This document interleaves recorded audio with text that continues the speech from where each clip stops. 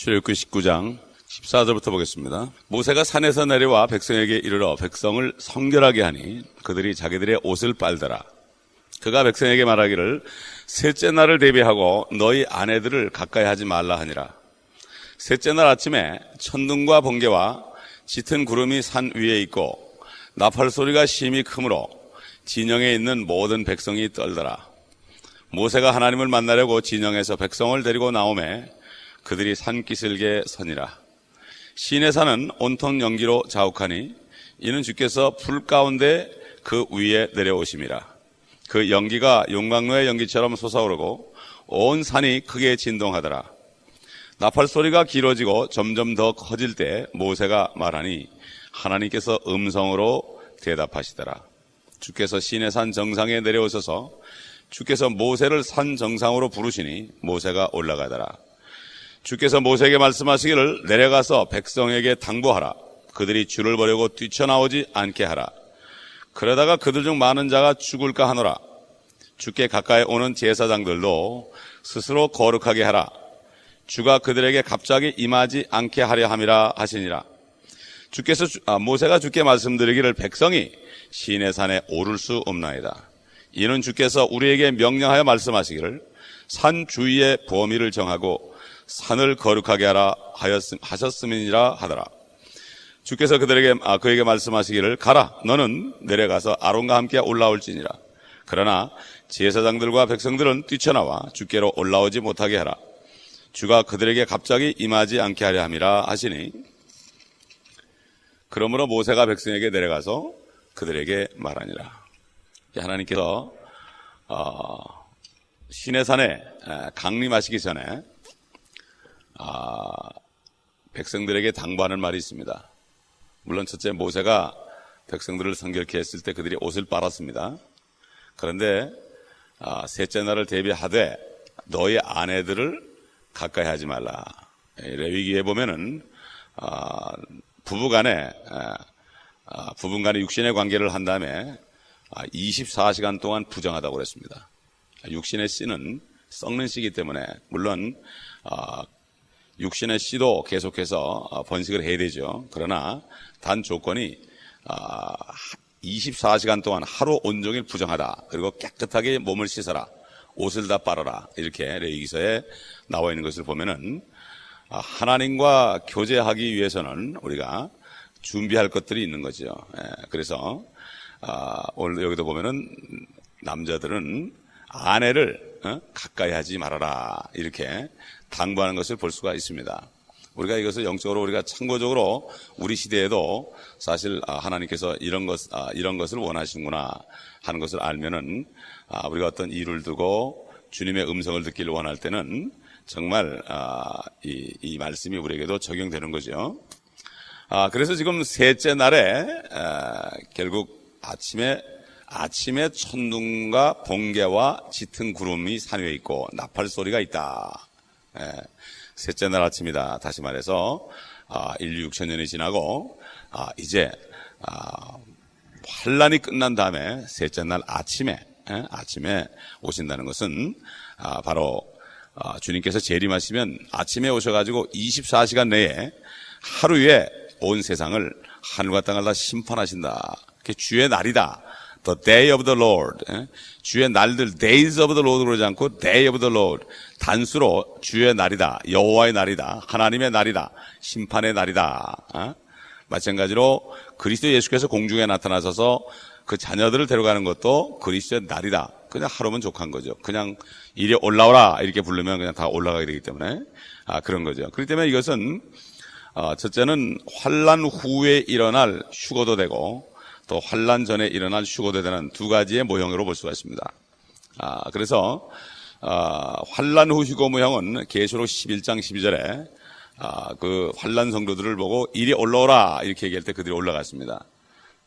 그 다음에 요한계시록 4장 1절에 보게 되면은 주님이 요한에게 이리 올라오라. 내가 앞으로 대지를 너에게 보여줄 것이다. 똑같은 이리 올라오라.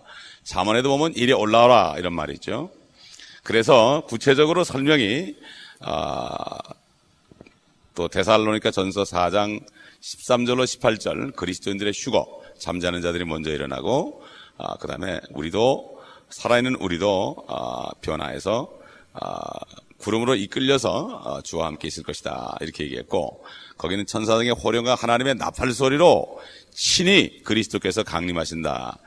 이렇게 얘기해죠. 휴거나 재림이나 결국은 주님의 오심인데, 실질적으로 휴거는 이 세상에 보이게 오시는 게 아니고 하나님의 자녀들만, 보물들만 도둑같이 오셔서 데려가는 것이다.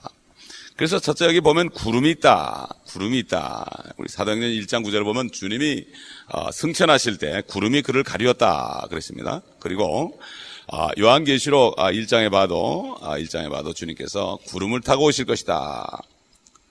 요한계시록 1장 7절 보면 보라 그가 구름들과 함께 오시니 모든 눈이 그를 볼 것이며 그를 찌른 자들도 볼 것이요 또한 땅의 모든 족속이 그로 인하여 애곡하리라. 그대로 되리로다. 아멘. 이렇게 얘기했습니다. 확실하기 때문에 성경 중간에 아멘 그래. 끝에 아멘 그런 게 아니라 중간에 아멘. 이 말씀은 따로 아멘 그랬습니다. 우리도 기도할 때 그 말씀이 나게 와닿으면 아멘으로 화답하잖아요. 말씀을 들을 때 그 말씀이 나게 들어오면은 이루어지기 위해서 그걸 이루어주옵소서 아멘. 성도들이 그걸 깨달아야 되는데 그 말씀이 나게 왔을 때 그걸 아멘 그러면 그거를 설교자하고 내가 마음이 일치하기 때문에 그거 이루어져 달라는 얘기 기도거든요. 그거 다 내가 먹는 건데 그걸 몰라서 창피해서 입 벌리면 누가 뭐라 할까봐 창피해서 저는 거듭나고서 어디 가서 지금도 그래요. 어디 가서 누가 설교하면 그냥 아멘 아멘 그냥 내가 먹어야죠. 그거 내가 먹는 건데 그거 왜 흘려버립니까? 이렇게 썩어질 육신의 재물은 그렇게 안간힘을 쓰는데 하나님의 말씀이 그렇게 중요한지 모릅니다. 이렇게 모르는 거예요. 참 아까 찬송에도 이 세상의 이 재물로는 우리를 위로할 수가 없다. 또 우리가 숨질 때 우리를 어떻게 뭐 아무리 돈이 많아도 뭐 죽는 상황에서 뭐 방법이 없지요. 구름이 바로 여기에 나타난다. 그 다음에 마태복음 17장에 보게 되면 주님이 변화산에 나타날 때도 구름이 그를 가리웠다. 구름 속에 나타났다. 이거는 우리가 보는 이런 뭐 물이 증발해서 나타난 그런 구름이 아니죠. 하늘 구름입니다. 이건 우리가 본 적이 없죠 아직. 지금 물이 증발해서 나타난 구름은 어떻게 타고 옵니까? 그러니까 우리는 그래서 본 것만 생각하는데 앞으로 단 한 번밖에 못 볼 거예요. 성경은 앞으로 단 한 번밖에 보지 못할 걸 얘기하고 있기 때문에 사람들이 믿질 않아요. 노아 홍수도 한 번밖에 보지 못할 거기 때문에 사람들이 믿질 않았어요. 인간들은 자기들이 경험한 거 아니면 안 믿어요. 그럼 이미 경험할 때는 이미 늦은 거죠. 하나님의 말씀은 다 경고의 말씀이에요. 그래서 또 고린도전서 15장 44절 52절에도 사도 바울이 내가 신비를 말한다. 마지막 나팔에 우리가 눈 깜짝하는 순간에 변화할 것이다. 이렇게 얘기했죠. 그렇기 때문에 지금 뭐 휴거나 이 지상재림에 대해서는 말씀이 많죠. 그리고 또 지진이 나오죠. 지진이 보면 요한계시록 11장 12절에 이제 이리 올라오라. 11장 12절에 보면 이리 올라오라.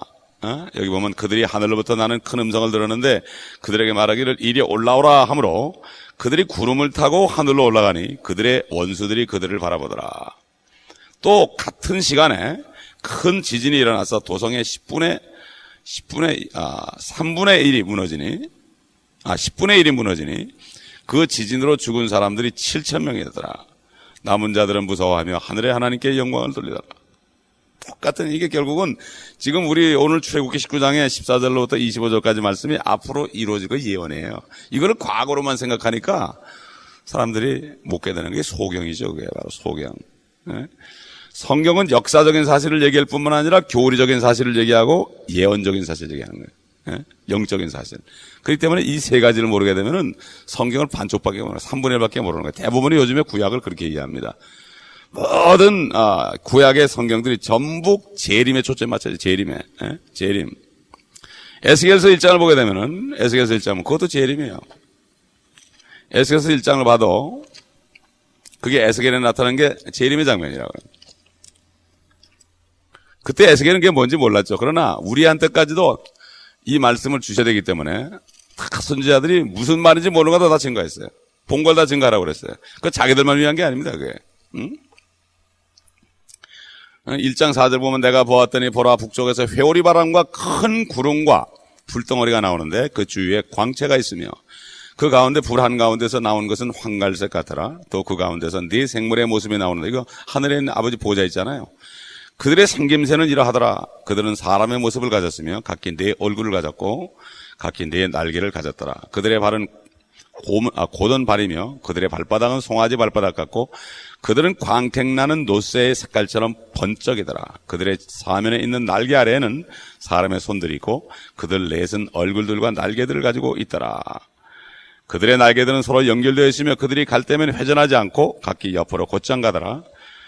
그들의 얼굴 모습을 보면 그들 넷은 사람의 얼굴이요 오른편에 사자의 얼굴이며 왼편에 있는 네 얼굴은 황새의 얼굴이요 또 네 얼굴은 독수리의 얼굴을 지녔더라.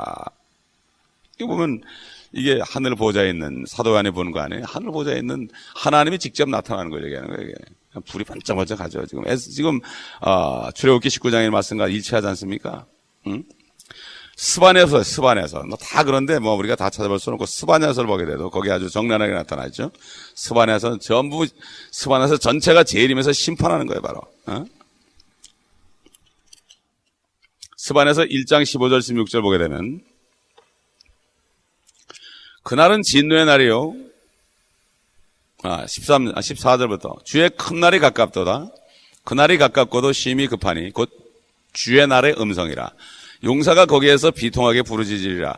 그날은 진노의 날이요 고난과 고통의 날이며 황폐와 황량의 날이요 어둠과 침침함의 날이며 구름과 짙은 흑암의 날이요 견고한 성읍들과 높은 망대들을 향한 나팔과 또 나팔이 나오죠. 여기 경고의 날이라. 내가 사람들에게 고통을 주리니 그들이 눈먼 사람들처럼 걸을 것이라. 이는 그들이 주를 거슬러 죄를 지었음이라. 그들의 피가 티끌처럼 쏟아지고 그들의 살은 똥같이 쏟아지리라. 주의 진노의 날에는 그들의 은이나 금도 그들을 구해내지 못할 것이며 그 온 땅이 그의 질투의 불로 삼켜지리니 이는 그가 그 땅에 거하는 그들을 모두 신속히 제거할 것입니다. 이게 전부 이 말씀이라고. 그러니 이 말씀을 성령께서 주시하면 되는 거죠. 재림의 관계를 보게 되면은 만약에 아침 6시에 만약에 이런 일이 일어났다 이렇게 가정한다면 5시에 일어난 사람도 있을 거란 말이에요. 그러면 1시간 동안 이렇게 하늘을 볼 때 아무런 것도 없을 거야. 아주 하늘이 청명했을 거예요. 그러다가 6시 딱 되니까 순간적으로 이게 일어난 거예요, 전부. 눈 깜짝할 사이에 일어나는 거예요. 그러니까 이게 사람들이 상상을 못 하는 거죠. 그러니 얼마나 놀랐겠습니까? 유리처럼 청명한 하늘이 갑자기 흑암이 오면서 그냥 천둥으로 지진이 나고 불이 내려오고 이거야말로 정말 미칠 지경이죠. 옛날에 그 홍수만 나도 사람들이 미쳤어요. 요즘에 지금 플로리다에 계속해서 허리케인이 말이죠. 계속 온다고요, 지금. 이 사람들이 미칠 지경이에요, 다. 한국도 지금 태풍이 지금 6개인가 7번째 옵니다. 일본도 마찬가지고요. 지금 뭐 지진이 나고 허리케인이 떨어지고 태풍이 오고 홍수가 나고 화산이 터지고 말이죠. 이런 일이 막 터지고 테러가 막 터지는 사람들은 그래서 여기 괜찮다 이러고 있어요. 여기에 뭐가 떨어지면 정신을 차리죠. 정신을 바짝 차릴 때가 되는데 가면 갈수록 미국에 있는 사람들은 미국이니까 안전하다. 미국만 오면 된다. 요즘 한국 사람들은 미국에 못 오니까 중국 가면 안전하다. 중국으로 막 도피를 하고 그럽니다, 지금. 중국에는 한국 교포가 얼마나 많은지 지금 하남성 같은데 한국 교회 수천 명 교회가 그렇게 많대. 한국에서 온 사람 교회가 수천 명 교회가 많대. 이러다가는 미국보다 더 많아지겠어요, 앞으로. 예? 우리 민족이 어디 다른 데 돈 들고 가면 안전한 줄 안단 말이죠. 불과 연기가 나고 트럼펫 소리가 나고 말이죠.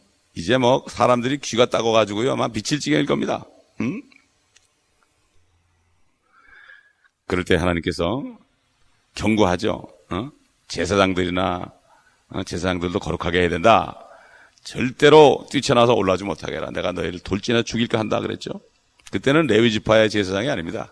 아직 율법이 나오기 전이기 때문에. 하나님께서는 아론과 함께 올라갈지라. 왜 그랬을까? 이 아론은 대제사장으로서의 예수 그리스도의 모형입니다. 그리고 모세는 선지자로서의 예수 그리스도의 모형. 모세가 그랬죠. 앞으로 더 나 같은 선지자가 일어날 것이다. 너희는 그의 말을 들으라. 이게 신명기 32장에 보면 나 같은 선지자가 일어날 것인데 너희는 그의 말을 들으라. 예수 그리스도를 얘기한 거죠. 주님이 이 땅에 있을 땐 선지자예요. 지금은 대제사장이요. 앞으로 올 때는 왕으로 오시는 거죠. 그리고 여호수아는 바로 재림하시는 예수 그리스도의 모형입니다. 그렇기 때문에 여호수아와 아론과 모세가 등장하는 거예요. 그렇게 구약에 있는 건 전부 그림자고 모형들이다. 이걸 통해서 실체를 깨달아라.